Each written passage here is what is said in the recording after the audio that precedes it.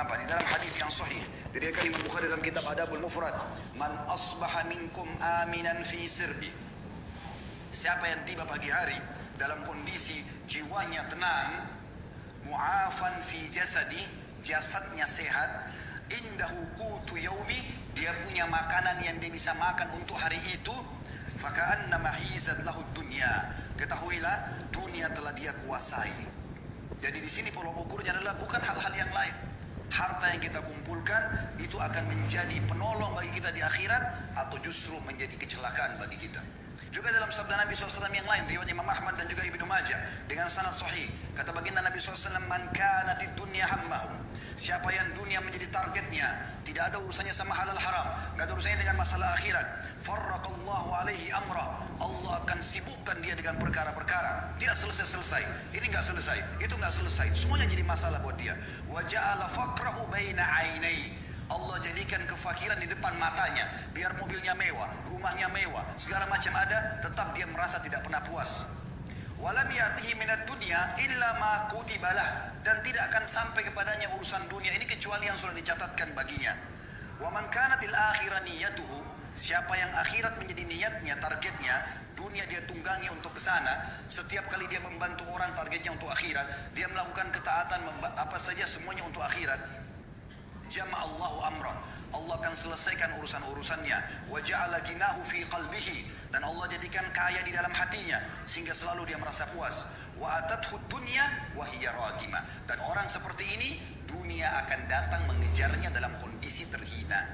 Dalam pepatah dikatakan, siapa yang kejar akhirat, dunianya akan ikut, dan siapa yang mengejar dunia, akhiratnya akan luput. Saudaraku seiman, Nabi SAW juga mengingatkan kepada kita, yaqulu ibn Adam, dalam hadis sahih riwayat Imam Muslim, anak Adam banyak berkata, mali, mali, hartaku, hartaku, kapan proyekku bisa tembus, kapan aku begini, dari proyek ini ke proyek itu, tanpa memikirkan mana halal haramnya. Wa hallaka ya ibn Adam min malik, apakah kau sadar hai anak Adam, kata Nabi SAW, sesungguhnya hartamu illa ma akalta fa afnait, sesungguhnya hanya dalam bentuk makanan lalu akan habis. Au labista fa ablait, atau kau beli pakaian lalu kemudian punah juga. Au tasaddaqta fa amdait, atau kalau kau cerdas kau akan sedekahkan maka beruntunglah kamu. Ali bin Abi Thalib mengingatkan kepada kita dalam riwayat Bukhari, beliau mengatakan irtahalitid dunya mudbirah, ketahuilah dunia sudah meninggalkan kita, umurnya dunia makin sedikit. Sudah banyak orang sebelum kita meninggal dunia yang jauh lebih hebat daripada kita, lebih banyak idenya, lebih banyak keturunannya, sebagaimana saya katakan tadi. Wartahalatil akhirah muqbilah, dan akhirat sedang menuju kepada kita. Walikulli wahidin minhuma banun, kedua wilayah ini punya anak-anak. Fakunu min abna'il akhirah, jadikan diri kalian anak-anak akhirat. Wala takunu min abna'id dunya, dan jangan kalian tinggal menjadi anak-anak dunia.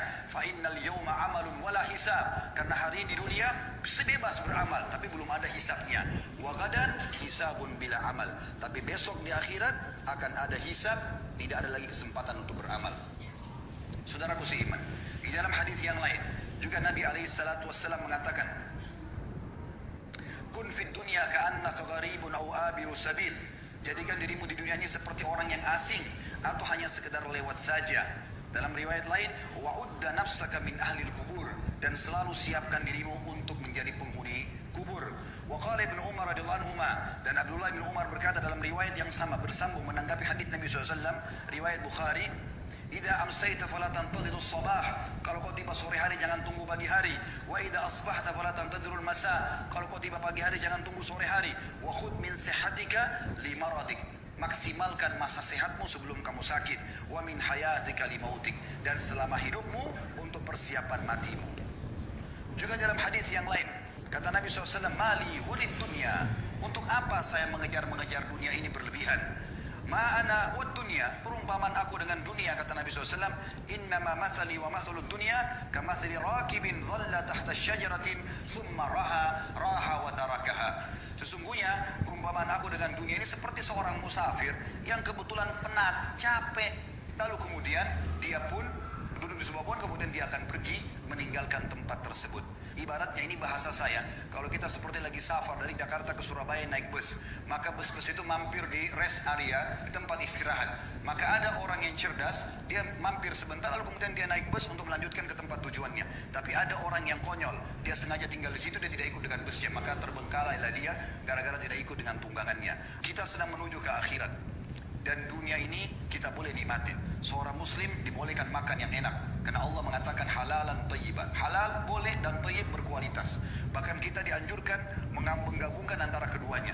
Kalau kita punya kemampuan, kita boleh makan yang halal dan kita boleh juga mencari yang thayyib. Bahkan kata sebagian ulama tafsir, andai saja ada makanan halal tapi tidak thayyib, seperti ayam halal, tapi dia sudah tidak thayyib karena rusak atau bangkai, tidak boleh dimakan. Seorang muslim disuruh cari kalau buah murni semua, tidak ada sedikit pun warnanya yang berubah. Itu namanya halal. Allah SWT suruh kita nikmati. Kita boleh menikmati punya kendaraan, punya pakaian, segala macam. Nabi SAW punya 11 rumah, karena beliau berpoligami. Setiap rumah punya pembantu di istri-istrinya. Setiap rumah ada untanya. Nabi SAW menikmati itu. Tapi selalu sebatas ini hanya akan dilalui, bukan sebuah target utama. Syekh Utsaimin rahimahullah mengatakan, perumpamaan orang dengan dunia ini seperti dia masuk ke WC. Dia selesaikan hajatnya, kemudian dia akan keluar, tidak akan tinggal lama di sana. Teman-teman sekalian, Allah sedang menjanjikan kita sesuatu yang besar di akhirat sana. Allah ciptakan kita manusia untuk menjadi anak-anak akhirat, bukan dunia. Jangan tinggal di sini. Kita akan kembali ke sana. Semuanya kita akan kembali. Kalau di dunia ini Anda pernah makan makanan enak, minum yang enak, pakai pakaian yang bagus, lalu mungkin Anda pernah melihat pemandangan yang indah, badan atau fisik yang sempurna, paras wajah yang tampan, apa saja kira-kira yang kira-kira membuat orang kagum di dunia. Maka perhatikan apa kata Nabi SAW. Perhatikan semua itu teman-teman. Bayangkan sesuatu yang paling besar yang pernah Anda lihat. Orang yang sangat tampan, orang yang sangat cantik, orang yang sangat sempurna secara fisik, kaya raya, punya mobil mewah, rumahnya mewah, segala macam. Bayangkan itu dengan pertemukan dengan sabda Nabi SAW. Beliau mengatakan apa? Tentang target kita di sana, akhirat. Wallahi kata Nabi dalam hadis riwayat Muslim, demi Allah, Nabi enggak pernah sumpah kecuali penting sekali. Beliau mengatakan wallahi, mad dunya fil akhirah illa mathalu ma yaj'al ahadukum isba'u hadhihi fil yammi falyanzur bima yarja. Demi Allah, perumpamaan dunia dibandingkan akhirat hanya seperti seseorang antara kalian meletakkan jari telunjuknya ke lautan, kemudian diangkat sama dia. Maka lihat apa yang ikut dengan tangannya. Di dalam hadis yang lain, kata Nabi SAW, pernah melewati pasar, lalu ada bangkai kambing. Kebetulan kambing ini bangkainya kecil, kambingnya kecil dan dia dibangkai. Kemudian kupingnya kecil juga dan agak sobek. Jadi sudah bau, kecil, badannya kurus, telinganya juga sobek. Lalu Nabi SAW pegang kuping kambing itu, bangkai lalu diangkat. Kata Nabi SAW kepada para sahabat, siapa yang mau beli ini? Kata para sahabat, ya Rasulullah, jangankan dia sudah jadi bangkai, hidup saja tidak ada yang mau. Sempat dalam riwayat kata Nabi SAW, siapa yang mau beli ini dengan sedirham? Biaya yang sangat kecil. Kata para sahabat, ya Rasulullah, tidak ada yang mau. Artinya jangankan dia jadi bangkai, hidup pun kalau kecil, kurus, kupingnya robek, nggak ada yang mau. Kata Nabi SAW, siapa yang mau saya kasih gratis? Kata para sahabat, sama ya Rasulullah, tidak ada yang mau. Kata Nabi SAW, perhatikan wasiat beliau. Beliau ingin sampaikan kepada kita pesan ini. Fawallahi, beliau bersumpah lagi atas sama Allah, lad dunya ahwanu alallahi min hadha alaikum. Hadis sahih riwayat Tirmidzi. Ketahuilah dunia ini di sisi Allah atau apa yang Allah janjikan buat kalian di akhirat nanti, ya, lebih hina daripada bangkai ini. Di dalam hadis yang lain yang mulia juga, kata Nabi SAW kepada seorang sahabat bernama Dahak ibn Sufyan radhiyallahu anhu. Beliau mengatakan Rasulullah SAW pernah berkata kepadaku, ya Dahak, wahai Dahak, ma ta'amuk, apa makananmu? Faqala ya Rasulullah, al-laham wal-laban. Aku selalu makan daging dan minum susu ya Rasulullah. Lalu kata Nabi SAW bertanya lagi, qala thumma yasiru ila madha. Kemudian jadi apa itu makanan daging dan susumu? Qala ila ma qad alimta. Tentu akan menjadi apa yang sudah anda tahu ya Rasulullah. Karena beliau santun dengan Nabi SAW, beliau tidak mau mengatakan jadi kotoran ya Rasulullah. Beliau mengatakan sudah menjadi apa yang anda tahu ya Rasulullah. Jelas susu menjadi air kencing, maaf, dan juga makanan akan jadi tinja, kotoran. Tapi sahabat ini santun dengan Nabi SAW, mengatakan ya Rasulullah, terjadi seperti apa yang anda tahu. Maka qala, beliau pun bersabda sallallahu alaihi wasallam, hadis ini sahih riwayat Imam Ahmad, ketahuilah bahwasanya Allah Subhanahu wa taala menjadikan perumpamaan dunia ini bagi anak Adam seperti kotoran yang keluar dari tubuhnya dari makanan tersebut. Oleh karena itu teman-teman sekalian, bertaubatlah bagi orang yang berbuat dosa. Umur kita terbatas, jangan sia-siakan. Cukup yang lalu-lalu. Berapa kali anda dengarkan khutbah Jumat, ceramah, jangan, tidak boleh, haram, kerjakan ini, tapi masuk telinga kanan, keluar telinga kiri. Sampai kapan? Apakah anda tunggu malaikat maut mencabut ruh anda baru anda mau sadar? Apakah nanti pada saat sudah masuk kuburan digiring baru kemudian kita taubat? Ini keliru semuanya. peringatan yang datang, orang yang cerdas begitu sampai ke kupingnya, sampai ke hatinya, lalu dia bertaubat kembali kepada Allah Subhanahu wa taala. Kembali kepada Allah sebuah keindahan, taubat dari kesalahan. Kalau dulu kita sudah beramal saleh bersyukur, sekarang kita kerja yang terbaik. Kata Hasan Basri rahimahullah sebagai penutup, hai anak Adam, kau hanya seperti bilangan saja. Setiap tiba pagi hari, hilang satu bilanganmu. Maka kita makin dekat dengan kuburan kita. Ingat, pada saat kita meninggal teman-teman sekalian, tidak ada yang ikut dengan kita kecuali amal kita. Hadis Nabi SAW yang berbunyi, kalau anak Adam meninggal dunia, dalam hadis Bukhari Muslim, anak Adam meninggal dunia akan ikut ke kuburan tiga.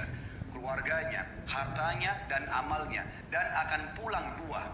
Hartanya dan keluarganya akan pulang. Secinta-cinta suami Anda kepada Anda, cinta-cinta anak kita kepada kita sebagai orang tua, tetap saja mereka tidak akan nginap di kuburan. 1 jam maksimal mereka tunggu di liang lahat, selebihnya mereka akan pulang. Istri kita bisa menikah sama orang lain, anak-anak kita akan sibuk dengan aktivitasnya, teman-teman kita cuma tetesin air mata sebentar, lalu kemudian mereka kepada aktivitasnya kembali. Mobil mewah kita hanya bisa parkir di pagar kuburan. Dan yang tinggal, kata Nabi SAW, setelah pulang keluarga dan hartanya, tinggal bersama amalnya. Sholat yang selama ini kita kerjakan hanya buru-buru, sedekah yang selalu keluarnya cuma 1.000-2.000 rupiah, selalu perhitungan ini dan itu, selalu bermaksiat tidak sempat taubat, itu yang tinggal bersama kita. Dan ini berbahaya. Kalau kita tidak tentukan mulai sekarang, maka sampai kapan? Allahu a'lam.